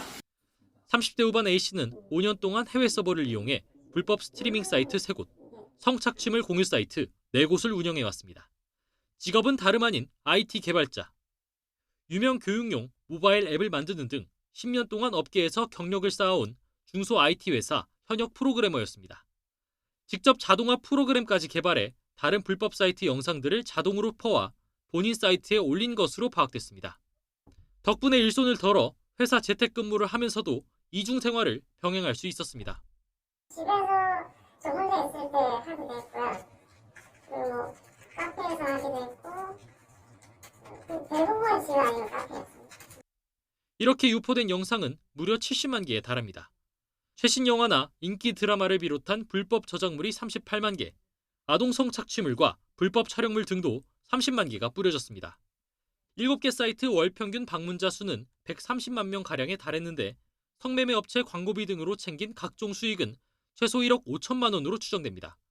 경찰 위장 수사에 덜미를 잡힌 A씨는 부업 개념으로 생각해서 벌인 일이라며 범행을 시인한 것으로 전해졌습니다. A씨를 구속해 검찰에 넘긴 경찰은 A씨 해외 계좌에 남은 범죄 수익금을 확인해 추징하는 데에도 수사력을 집중할 방침입니다. YTN 정현우입니다. 업체 관계자와 말다툼하다 화가 난다며 자신의 차로 건물 지하 주차장 입구를 막은 남성이 경찰에 붙잡혔습니다. 50대 남성 A씨는 지난 5일 대전 둔산동의 건물 지하 주차장 입구를 자신의 승합차로 막아 40분 동안 50대가 넘는 차량이 빠져나가지 못하게 한 혐의를 받습니다. 경찰은 A씨를 체포한 뒤 차를 옮겼습니다. 국민의힘 나경원 의원이 국회의원이 아닌 원외 당대표의 한계를 거듭 거론하며 자신의 당권 도전을 두고 막판 고심에 들어갔습니다. 전당대회 후보 등록일이 다가오며 경쟁 구도 윤곽이 드러나는 모습인데요. 당내에서는 한동훈 불가론이 확산하는 기류도 읽힙니다. 임성재 기자의 보도입니다. 국민의힘 유력 당권 주자로 꼽히는 나경원 의원이 다음 주 초 후보 등록일 전까지 전당대회 출마 여부를 결정하겠다고 공언했습니다. 당권 도전을 적극적으로 고려하겠다고 밝힌 건데 연일 원외 당대표의 한계를 꼬집는 건 역시 이 같은 행보와 무관치 않다는 해석이 나옵니다. 지금 이제 일단 주 전쟁터가 의회가 될 수밖에 없다는 거고요. 뭐 그렇잖아요. 이제 뭐든지 법으로 막 마음대로 밀어붙이니까. 맞아요. 어차피 당대표는 한동훈이란 말까지 나오는 상황에서 발언의 화살이 원외 인사인 한 전 위원장으로 향할 수밖에 없기 때문입니다. 실제 나 의원이 출마하면 선명한 전선이 그어질 거란 전망이 적지 않습니다. 마찬가지로 당권 도전 고심을 이어가는 윤상현 의원도 한 전 위원장을 정조준했습니다. 오는 2027년에 열릴 대통령 선거에 나가지 않고 당대표 임기를 채울 생각이 있는지 공개 질의한 겁니다. 당원 당규상 당대표가 된다고 하더라도 대선 1년 반 전엔 사퇴해야 한다는 점을 상기시키며 한 전 위원장 대표 출마의 부적절함을 지적한 것으로 풀이됩니다. 여기에 친윤계 원내 인사들을 중심으로 한동훈 대세론을 견제하는 기류도 차츰 커지고 있습니다. 글쎄요. 어디아니라고 한다는 것은 일반적으로 항상 적극적 지지자들의 목소리가 크게 나타나는 겁니다. 한동훈 아니면 절대 안 된다라고 여론을 만들어가는 사람들이 있습니다. 이 사람들은 정말 해당 행위를 하고 있다고 생각합니다. 절대로 그래서는 안 됩니다. 현 정부 통일부 장관을 역임한 5선 권영세 의원도 하마평에 오르는데 권 의원은 YTN에 역할을 주문하는 목소리가 있다는 점을 부인하지 않으면서 도전 여부를 고민 중이라고 답했습니다.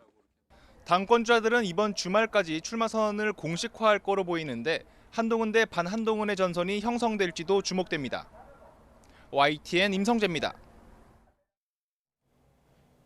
공영방송 이사진을 언론단체 등에 개방하는 내용의 방송 3법이 야당 단독으로 상임위를 통과했습니다. 국민의힘은 공영방송부터 민주당의 애완견으로 전락시키겠다는 의도라며 반발했습니다. 김다연 기자가 보도합니다. KBS, MBC, EBS 등 공영방송의 지배 구조를 바꾸는 방송 3법이 야당 단독으로 과방위를 통과했습니다. 방송 3법은 이사 수를 2배 안팎으로 늘리고 미디어 관련 학회나 시청자위원회 같이 외부의 이사 추천권도 부여하는 게 핵심입니다. 현행법은 공영방송 이사 선임 과정에 정치적 입김이 작용할 수밖에 없다는 게 민주당의 설명입니다. 이 법안의 핵심은 공영방송 이사회 구성의 민주화를 통해 지배 구조를 개선하고 언론의 독립성과 자율성을 보장하는 것입니다. 야당 주도의 단독 원구성에 반발해 상임위 활동을 거부하고 있는 국민의힘은 당내 특별위원회를 가동한 데 이어 토론회를 여는 등 장외 투쟁을 이어갔습니다. 민주당 입맛에 맞게 방송을 장악하겠다는 의도라며 언론을 애완견 취급하는 악법은 받아들일 수 없다는 반발이 잇따랐습니다. 이거는 뭐 장악이란 표현보다도 거의 쿠데타입니다. 우리가 역사가 흐른 뒤에 오늘 지금 이 작금의 상황을 어떻게 기록할지 우리는 거기에 준엄하게 우리 생각해야 된다. 언론 개혁으로 불리는 방송 3법은 새 정권이 들어설 때마다 야당 주도로 이뤄졌습니다. 4년 전 문재인 정권 당시 공영방송 이사 확대와 추천 권한 개정을 요구한 건 공교롭게 현 여당의 전신인 미래통합당 소속 의원들이었습니다. 반대로 박근혜 정부 시절 민주당 의원들은 지금과 비슷한 취지의 방송법을 발의했지만 정권 교체 뒤 여당이 되자 유야무야 됐습니다. 결국 언론이 정치적 후견주의를 벗어나야 한다는 거창한 명목 아래 공영방송 이사 추천 권한을 두고 여야가 공수만 바꿔 싸워온 겁니다. 지난 21대 국회 때 방송 3법은 윤석열 대통령 거부권 행사 뒤 재표결을 거쳐 폐기됐는데 이번에도 법사위를 통과하더라도 본회의 문턱을 최종 넘기긴 쉽지 않을 거란 관측이 우세합니다. YTN 김다연입니다.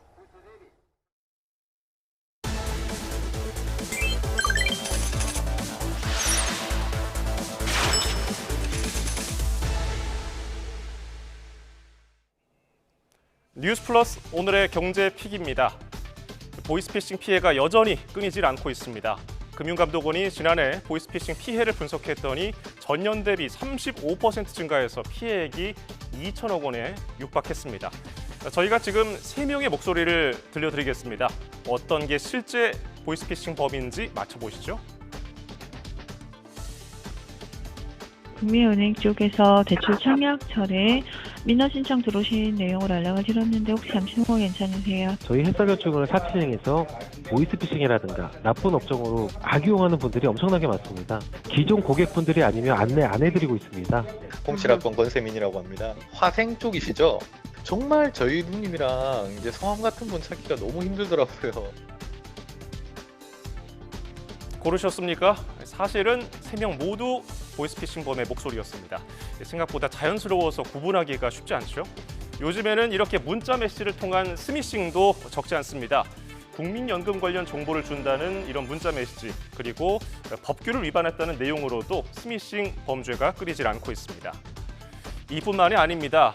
이렇게 부고 문자를 위장한 사기 문자가 기승을 부리기도 하고요. 심지어 음식물 배출 위반으로 민원 신고가 됐다면서 이렇게 저희가 가려놓긴 했습니다마는 악성 코드로 연결되는 주소를 보내서 클릭을 유도하는 문자도 불특정 다수에게 보내지고 있습니다. 시청자 여러분 중에도 방금 말씀드린 이런 사기 유형들 받아본 분들 적지 않을 겁니다. 날로 교묘해지는 피싱 수법의 유형으로는 대출 빙자, 가족이나 지인 사칭, 또 정부기관 사칭이 대부분을 차지했고요. 또 피해 규모별로 보면 1억 원 이상 피해자는 지난해보다 95명이 늘었고요. 그리고 1,000만 원 이상 피해자는 1,000명 넘게 증가하면서 4,650명을 기록했습니다. 고액 피해자가 증가한 것으로 수사가 된 거죠. 이 같은 사기 범죄와 관련해 올해부터는 은행에서 보상을 일부 받을 수가 있습니다. 어떻게 해야 보상을 최대한 받을 수 있는지 이형원 기자가 알려드립니다. 검찰 수사관인 줄 알고 1억 원 넘게 보내는가 하면 제 명의로 된 계정을 이용해서 62명에게 4천만 원 가량을 사기를 쳤다. 특급 안건에 해당되니까 제가 지금 검찰 조사를 받아야 한다고 하더라고요. 카드 발급 문자를 보고 악성 앱을 깔았다가 부랴부랴 신고합니다. 제가 보이스피싱 의심되는 걸 좀 당했는데요. 앱을 설치하고 이렇게 해라 해서 원격으로 조정해가지고 막 한 것 같습니다. 더 싼 이자로 갈아타는 대환 대출로 믿었다가 수천만 원을 날리기도 합니다. 저축은행이라고 그 문서를 위조해가지고 2,300만 원 완납했음 이렇게 하고 도장까지 찍어가지고 저한테 그 카톡으로 보내온 거예요. 그러니까 저는 믿을 수밖에 없었어요. 이렇게 수법이 교묘해지면서 지난해 보이스피싱 피해액만 2천억 원에 육박해 역대 최고치를 기록했습니다. 이런 상황의 피해 구제를 위해 올해부터 은행권 자율배상 제도가 시행되고 있습니다. 어떤 배상이나 보상 논의가 전혀 없었는데 불가항력적으로 억울하게 당하신 분들의 경우에는 일정 부분 이제 은행들이 좀 책임을 분담하고 배상을 좀 해가지고 어떤 사회적 책임을 같이 좀 지자 이런 차원에서 도입된. 제도가 도입된 지난 1월 1일 이후 피해를 봤다면 누구나 배상을 신청할 수 있습니다. 돈이 빠져나간 계좌가 있는 해당 은행에 전화해 필요한 서류를 안내받아 내기만 하면 됩니다. 이후 피해자 본인과 은행의 과실 정도를 따져 배상액이 결정됩니다. 배상을 많이 받으려면 신분증이나 계좌번호 등 개인정보를 휴대전화에 저장해두지 않는 게 좋습니다. 은행이 본인 확인을 제대로 하지 않는 등 과실이 크다면 배상 규모도 커집니다. 금감원은 주로 20에서 50% 선에서 배상이 이루어질 것으로 내다봤는데 최근 첫 배상 사례에서는 신분증 사진을 휴대전화에 저장해둔 과실 등을 고려해 15%로 정해졌습니다. YTN 이영훈입니다. 여름 휴가철이 다가오면서 캠핑 계획 세우는 분들 많죠. 코로나19 기간에 급격하게 오른 캠핑 열기가 계속 이어지고 있습니다. 한국관광공사 조사에 따르면 캠핑 이용자는 2019년에서 2020년 1년 사이에 33% 급증했습니다. 이후에 증가세가 조금 둔화했지만은 이용자 수 지난해에는 600만 명을 넘겼을 것으로 추정된다는 분석입니다. 캠핑에서 가장 중요한 야영장도 빠르게 늘고 있습니다. 지난해 전국 야영장은 3,700개로 전년보다 14%가 많아졌습니다. 2020년에 160여 개가 늘더니 2020년과 지난해에는 400개 이상씩 증가하면서 지금 4,000개에 육박하게 된 겁니다. 캠핑 인구가 늘면서 국내 캠핑 산업 규모는 5조 원을 넘기고 있습니다. 2021년 시장 규모는 코로나19 이전에 2019년에 2배인 6조 원을 돌파하기도 했는데요. 2022년에 조금 줄었지만 여전히 5조 원대 시장 규모를 유지하고 있습니다. 최근에는 텐트를 치고 숙박을 하는 전통적인 캠핑 외에 캠핑에 필요한 장비가 모두 구축된 글램핑도 인기입니다. 그리고 캠핑카나 카라반 등을 활용한 오토 캠핑도 이렇게 34%에 달하는 게 눈에 띄네요. 그런데 최근에 이렇게 늘고 있는 오토 캠핑장 대부분이 2박만 우선 예약을 받아서 하루를 예약하려는 소비자들의 어려움이 컸던 것으로 조사가 됐습니다. 오동건 기자가 취재했습니다. 평소 아이들과 캠핑을 즐기는 김신혜 씨 가족. 최근 캠핑장을 예약할 때마다 고충이 있었습니다. 하루만 예약하고 싶어도 2박만 우선 예약을 받아 괜찮은 캠핑장을 고르기 어려웠기 때문입니다. 이제 한 달 전부터 예약 가능한 거는 2박 이상일 경우 우선순위로 예약이 가능하고, 그리고 뭐 한 일주일 전, 그러니까 7월이 되기 한 일주일 전 정도 되면 그때 이제 남는 사이트를 위주로 해서 이제 1박을 이렇게 오픈을 하는 형태로. 그러다 보니 인기가 많은 캠핑장은 울며 겨자 먹기로 2박을 예약하고 하루만 묵는 경우도 발생합니다. 금요일, 토요일 이렇게 예약을 하고 금요일은 가지 않고 그냥 토요일만 이용을 한다거나, 이게 또 캔슬을 하게 되면 위약금이 발생을 해요. 이런 카라반을 타고 바로 캠핑을 갈 수 있는 오토 캠핑장이 최근 늘고 있습니다. 그런데 오토 캠핑장을 중심으로 우선 2박 예약만 받는 곳들이 확대되고 있습니다. 실제로 오토 캠핑장 78곳 중 68곳, 무려 87%가 넘는 곳이 2박 우선 예약제를 하고 있었습니다. 아예 2박만 고집하는 곳도 4곳이었습니다. 이 때문에 오토 캠핑장 이용자 42%가 부득이하게 2박을 예약했던 경험이 있다고 응답했고, 2박 예약자에 밀려 1박을 예약하지 못했다는 응답도 77%에 달했습니다. 이 외에도 결제 수단을 오로지 계좌이체만 못 박은 캠핑장도 30곳이 넘었습니다. 이번 조사 대상에 포함된 캠핑장 100곳 중에서 결제 수단으로 계좌 이체만 가능한 곳은 34%였으며 34곳의 캠핑장이 계좌이체만 고집하면서 응답한 소비자의 60%가 결제 수단 제한으로 불편을 겪었다고 답했습니다. 예약 취소 시 위약금도 캠핑장 마음대로였습니다. 위약금 기준을 성수기나 주말 등으로 구분하지 않거나 사업자 잘못으로 인한 계약 해지 시 배상 규정이 아예 없는 곳도 74곳이었습니다.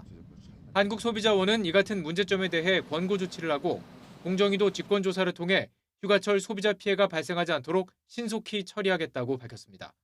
YTN 오동건입니다. 삼성 준법감시위원회 이찬희 위원장은 이재용 삼성전자 회장과 조만간 만날 계획이라고 밝혔습니다. 이 위원장은 3기 준법감시위 정례회의에 참석하기 전에 기자들을 만나 이른 시일 안에 만나기로 의견을 교환했고, 준법감시위원 전체가 함께하는 간담회도 기획 중이라고 말했습니다. 만남이 성사되면 그룹 컨트롤 타워 복원 문제와 지배구조 개선 방안 등에 대한 논의가 이루어질 것으로 보입니다.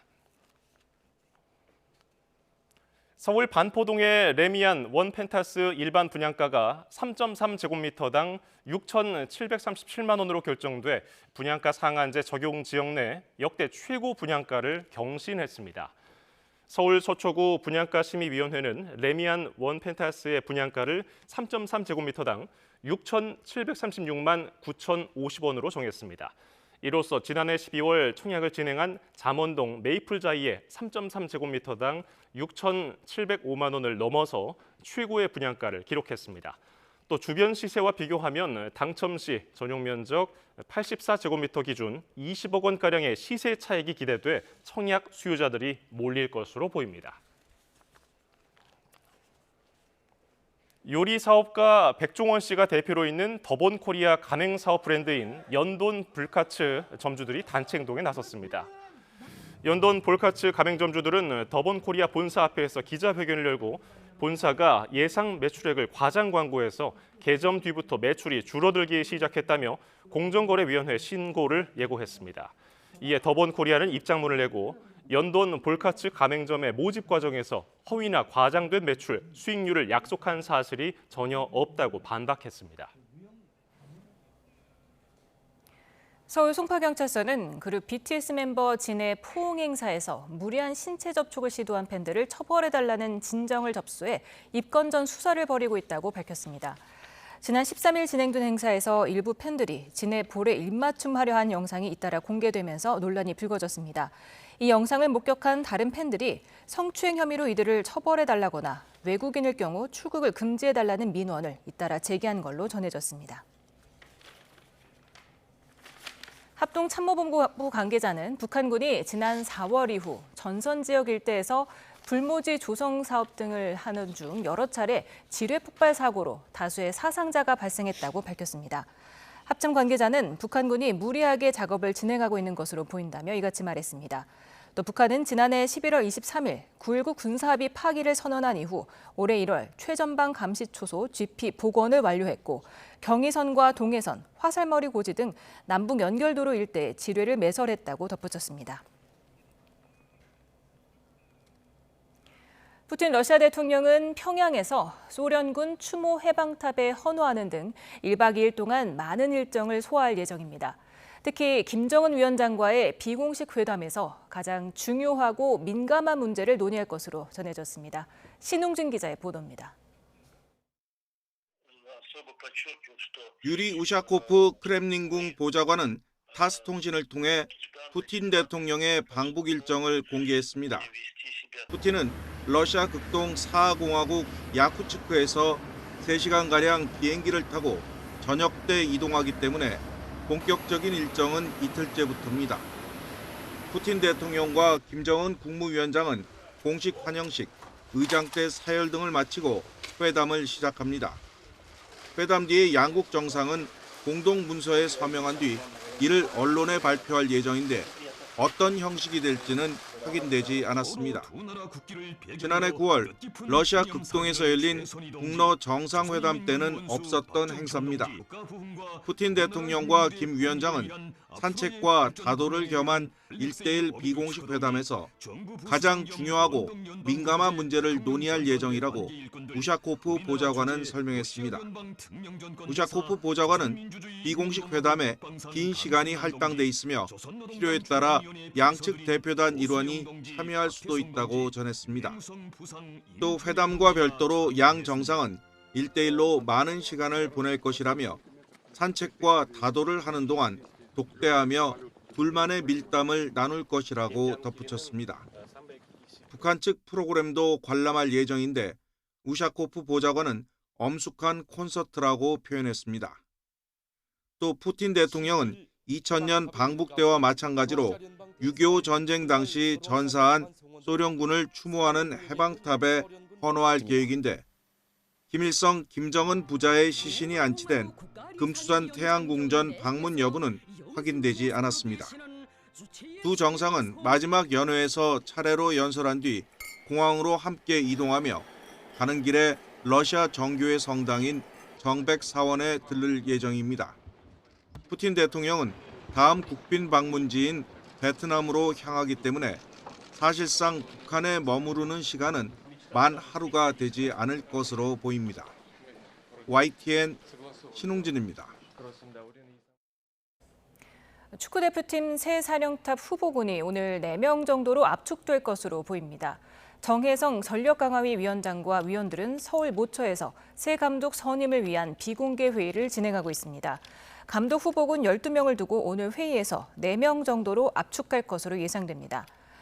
강화위는 오는 27일 3차 예선 조 추첨이 열리고 9월부터 본격 일정이 시작되는 만큼 다음 달 초에 인선 작업을 마무리한다는 계획입니다. 일본 후쿠시마 제1원자력발전소에서 6호기 원자로 사용 후 핵연료 냉각 설비가 정지됐습니다. 도쿄전력은 오늘 오전 8시 33분쯤 후쿠시마 제1원전 6호기에서 전력 공급이 끊겨 사용 후 핵연료를 냉각하는 물을 보내는데 사용하는 펌프가 정지됐다고 발표했습니다. 이어서 오전 8시 35분쯤 화재 경보기가 작동했고 작업자가 연기가 피어오르는 것을 목격했습니다. 이곳에는 사용 후 핵연료 1,400개가 보관돼 있습니다. 도쿄전력은 연료가 충분히 냉각된 상태여서 즉각적인 영향은 없을 거라고 밝혔습니다. 태국이 동남아시아 국가 가운데 최초로 동성 결혼을 법적으로 인정합니다. AP와 로이터 등 외신들은 동성 간 결혼 허용을 골자로 하는 결혼평등법이 현지 시간 18일 태국 상원을 통과했다고 보도했습니다.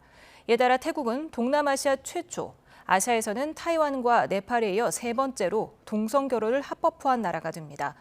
결혼평등법은 결혼법 조항에 남성, 여성, 남편, 아내 등의 단어를 성별과 관계없이 쓸 수 있는 단어로 대체하고 동성부부에게도 입양과 상속에 관한 동등한 권리를 부여하는 내용을 담고 있습니다.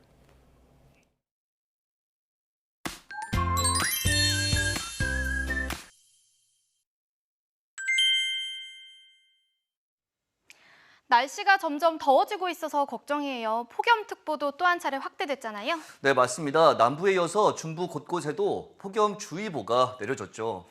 네, 내일은 오늘보다 기온이 더 올라서 곳곳에서 또다시 올 최고 기온을 경신할 것으로 보입니다. 내일 낮 기온은 서울과 대전, 광주 35도, 대구 36도까지 치솟겠습니다. 내일도 하늘은 대체로 맑겠습니다. 다만 낮 동안에는 자외선이 무척 강한 가운데 오존 농도가 짙게 나타나겠고요. 제주도는 밤부터 올여름 첫 장마가 시작되겠습니다. 네, 그런데 장마가 왜 시작되는지 알고 계신가요? 쉽게 말하면 기단의 싸움이라고 볼 수 있는데요. 네, 6월에는 북동쪽에서 찬 성질을 가진 오호츠크의 기단이 내려오고 남쪽에서는 뜨거운 성질을 가진 북태평양 기단이 올라오게 됩니다. 이 기단들이 충돌하면서 장마전선, 정체전선을 형성하게 되는 거죠. 네, 따라서 북태평양 기단의 세력이 강하면 중부지방까지 장마전선이 올라오게 되는 거고요. 반대로 오호츠크의 기단의 세력이 강한 경우 남부나 제주도 혹은 남해상으로 전선이 물러날 수 있는 거죠. 네, 맞습니다. 참고로 장마가 끝나면 정말 찌는 듯한 더위가 찾아오잖아요. 북태평양 기단의 성격이 따뜻한 것도 있지만 또 다습하거든요. 그렇기 때문에 습도가 높아져서 푹푹 찌는 더위가 나타나는 겁니다. 네, 제주도는 시작부터 비의 양이 많은데요. 이번 장마철에는 피해 없이 무사히 지나갔으면 좋겠습니다. 지금까지 날씨 캔버스의 원이다. 김수현이었습니다. 오늘 저희가 준비한 뉴스 플러스는 여기까지입니다. 잠시 뒤에는 뉴스퀘어 저녁 8시 뉴스가 방송됩니다. 고맙습니다.